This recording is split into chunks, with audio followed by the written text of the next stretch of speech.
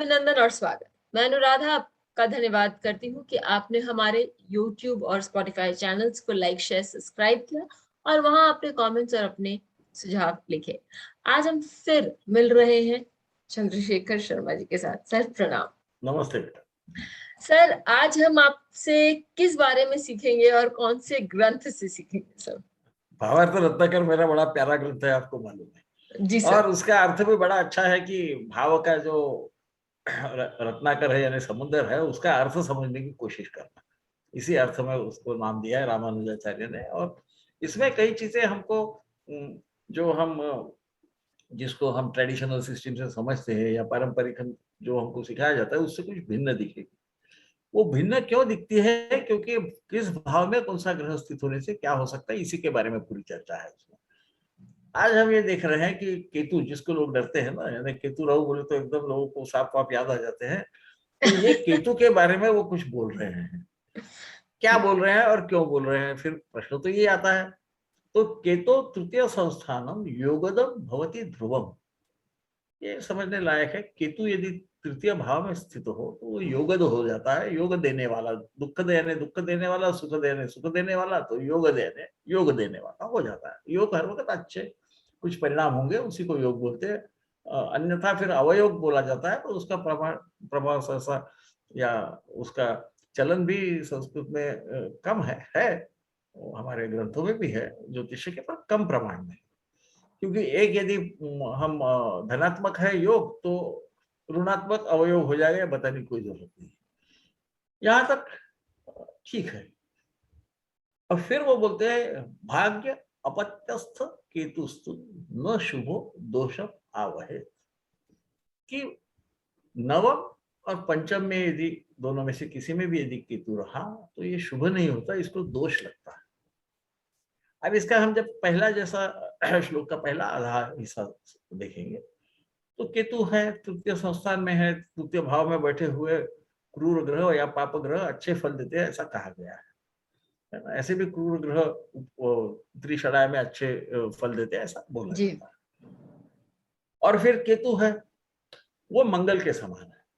क्योंकि हमारे यहाँ वो श्लोक है कि मंद सम राहु कुजवत केतु। कु पृथ्वी को कहते हैं, तो कुज है ना, पृथ्वी से पैदा जो हुआ वो भौम जिसको हम कहते हैं, वो कुज है, उसके समान केतु रहता है जी। अब यहाँ तक तो ठीक है। और ये तृतीय भाव में बैठा है, ऐसा भी सेनापति का काम करता है जब अकेला रहता है। यहाँ तो अकेला ही रहने की बात चल रही है, तो वो जरूर कुछ न कुछ करेगा। हाँ, ये हो सकता है फिर भी वो कुछ न कुछ तो गड़बड़ करेगा, क्योंकि वो क्रूर ग्रह है और मंगल के समान है। मंगल तृतीय भाव में भ्रातृ स्थान में कुछ न कुछ तकलीफ दे सकता है। यहाँ पे तकलीफ होने की संभावना इतनी है कि वो छोटा भाई होने की जगह बहन होगी, क्योंकि केतु का एक स्वभाव है कि वो लिंग परिवर्तन कर देता है। विप्रतम केतु, ऐसा जैमिनी ने कहा है, वो इस संदर्भ में कहा है।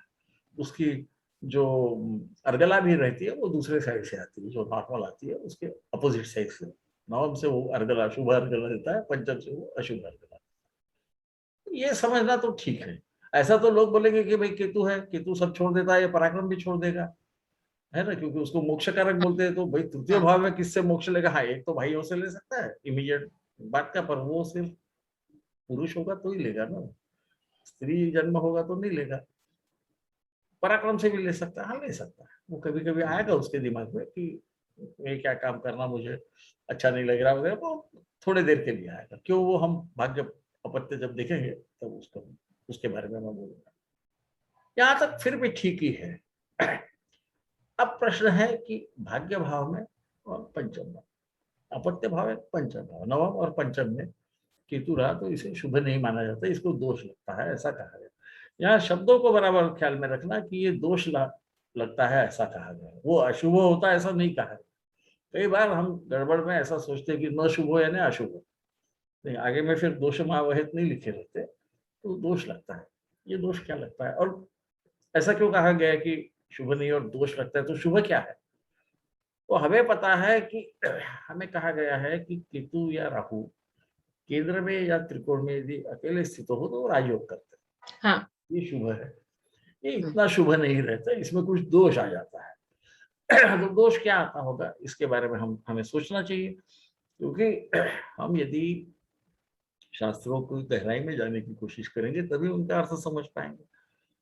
तो ये जब पंचम भाव में जाता है, ये जातक की संतति और खासकर प्रथम संतति का भाव, उसने जो दुनिया से सीखा उसका भी भाव है, एक्वायर्ड नॉलेज हम जिसको बोलते हैं, या अनुभव सिद्ध ज्ञान जो है वो भी वहीं पर है। केतु की आदत छोड़ देने की है, और यह मंगल का प्रतिनिधित्व करता है। इसको समझने के बाद में हमको ये समझ सकता है कि हो सकता है कि यदि ये पुरुष संतति हो तो उसका शायद गर्भपात हो जाए या कुछ इस प्रकार की तकलीफ वहां आ सकती है। स्त्री संतति होगी तो ऐसा कुछ नहीं होगा, क्योंकि ये केतु का स्वभाव है।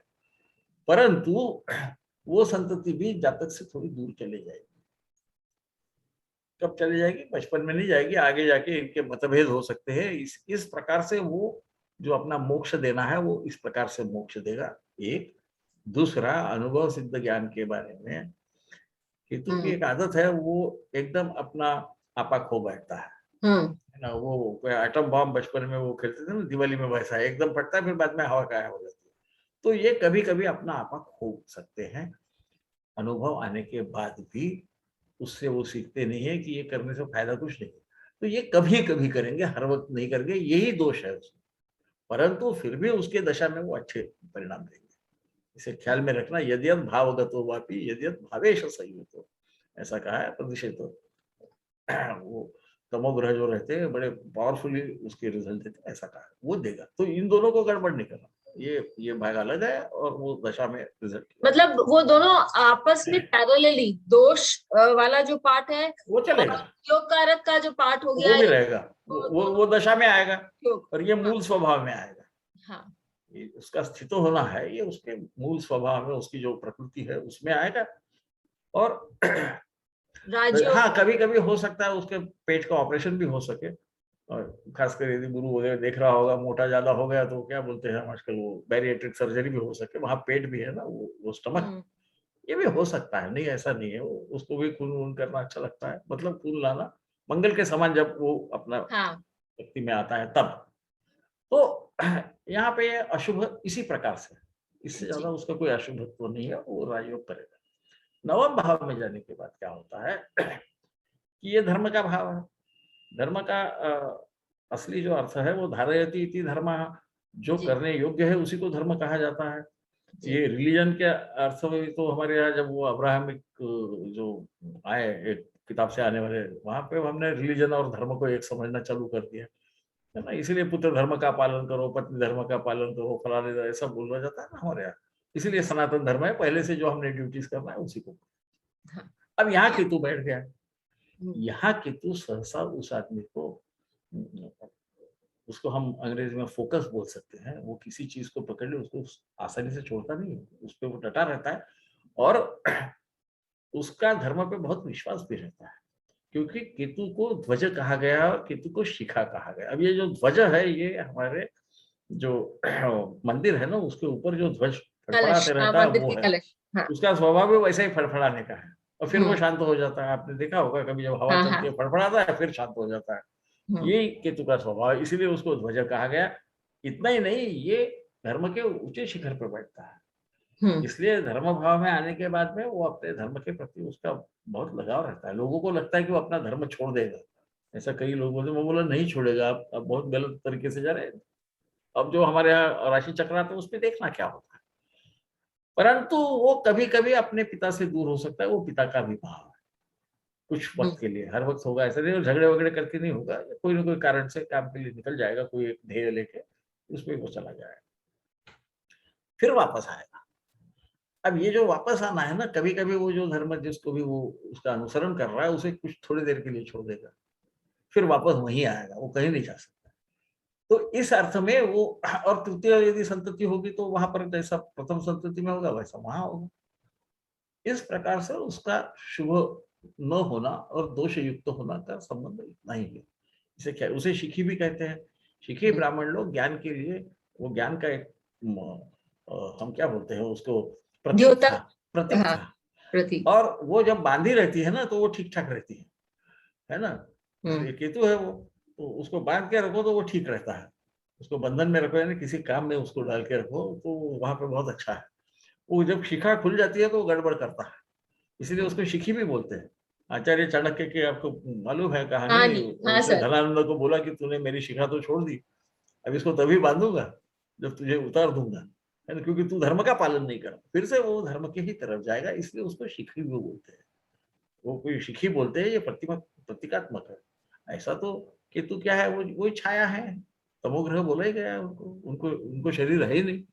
हम तो उनको शरीर दे देते तो ठीक है, देते रहो, परंतु वो एक प्रकार से हम किसी चीज को देखते हैं उसको बताते हैं, है ना। हाँ, तो इसलिए ऐसा ये केतु है, इसलिए उसकी चिंता मत कीजिए, वो फिर भी राजयोग तो करेगा ही करेगा। उसकी जब भी दशाएं, अंतरदशाएं, प्रत्यंतर दशाएं आएंगी, वो कुछ ना कुछ अच्छे परिणाम जरूर देगा। पंचम में रहे या नवम में रहे, अकेला होगा तो, दूसरे के साथ होगा तो दूसरे भी ग्रह का वो प्रभाव दे सकते परिणाम हैं। दे सकते। तो हाँ, इसलिए इसमें गड़बड़ मत करो कि भाई नैसर्गिक हमारे जन्म नक्षत्र के जो जन्म राशि चक्र है उसमें है तो इसका मतलब ये बुराई दे, कोई बुरा नहीं देगा, उसकी दशाएं तो अच्छी जाएगी, वो अलग चीज है, वो दशा है उसका। जब क्या कहते समय हैं आएगा हम, तब उसके आप पे जो वो प्रभाव पड़ रहा है उसका जब समय आएगा, उसी को दशा कहते हैं। आपके मन पे कोई प्रभाव आएगा तो वो अच्छा प्रभाव देगा, उसको आपको कुछ अच्छा लगेगा। कहाँ लगेगा, तो वो नवम भाव के बारे में लगेगा। कहाँ लगेगा, तो त्रिकोण भाव है ना, तो त्रिकोण में वैसे भी राज होते हैं, तो इसलिए शुभ नहीं है वगैरह ऐसा समझने की जरूरत नहीं है। वो शुभत्व में कुछ कमी आती है, इसलिए उसको दोष युक्त दोष बताया है। है। जैसा केंद्राधिपति दोष है, उसी प्रकार ये दोष है, ये अशुभ नहीं है। न शुभों का अर्थ मत लीजिए, आगे का दोष भी पढ़ लेना चाहिए, इसलिए जरा थोड़ा सा वो कॉम्प्लेक्स है। तो मैंने सोचा कि अनाकलनीय श्लोकों में इनको डाल दो, क्योंकि क्यों है भाई ऐसा, नहीं तो आप देखोगे कि नवम भाव में जिनका केतु बहुत फोकस रहते हैं अपने काम में।